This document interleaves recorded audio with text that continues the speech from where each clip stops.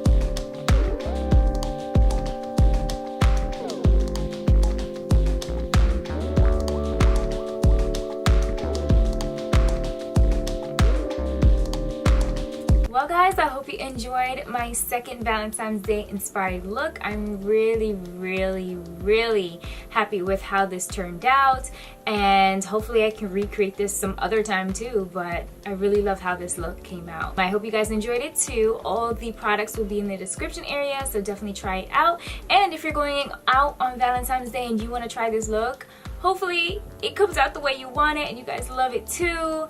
But yeah, enjoy Valentine's Day, enjoy everything, just enjoy your day, just in general. It doesn't have to be V-Day, just enjoy your day. If you haven't already subscribed to my channel, definitely please hit that subscribe button and give this video a major thumbs up if you enjoyed it. If you like the products, if you want to try the products, just give that a thumbs up, and I'll see you guys again soon. Peace guys, and I love ya. Mwah.